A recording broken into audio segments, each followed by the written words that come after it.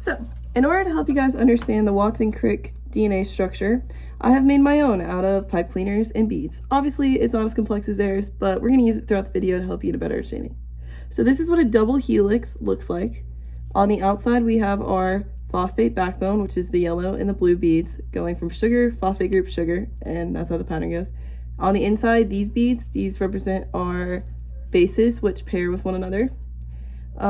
You should also know that these strands run anti-parallel to each other and that they make major and minor grooves. So here I've drawn out another helix version of DNA and another one that I've unwinded. This one will help you see that there are major and minor grooves. More proteins interact with the major groove, but there are proteins that only interact with the minor groove, so they are both important. Also, this helps to show that this strand runs 5 to 3 while the other strand runs 3 to 5. And then I unwinded it so that you could really see that one is 5 to 3 and the other is 3 to 5, and that they run anti-parallel. So now we're going to zoom in on the sugars that are part of the phosphate backbone.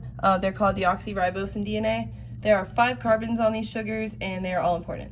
So carbon 1 attaches to the bases, A, T, C, or G. Carbon 2 is what distinguishes the sugar from being an RNA versus being in DNA, so what makes it deoxyribose versus ribose. And carbon 3 bonds to the next phosphate group, and carbon 5 connects to the phosphate group before it. So earlier I was talking about my DNA structure I made and how the orange and purple beads and the pink and green represented the bases in the middle. Now, the bases in the middle are purines and pyrimidines. The purines are adenine and thymine, and the pyrimidines are guanine and cytosine. Adenine and thymine only pair up with each other, and guanine and cytosine only pair up with each other. There are 2 bonds in between adenine and thymine, and 3 hydrogen bonds in between guanine and cytosine. Now, even though there are hydrogen bonds holding the bases together, that's not what actually keeps the DNA molecule completely stable and intact. That is due to base stacking and van der Waals attraction between the base stacking.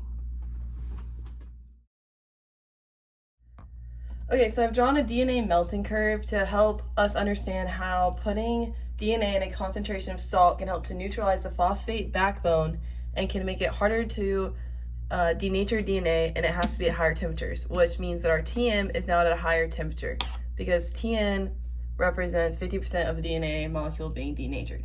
So by placing our DNA in a concentration of salt, it's neutralizing the DNA and it's changing the properties of DNA so that it's harder to denature until you get higher temperatures.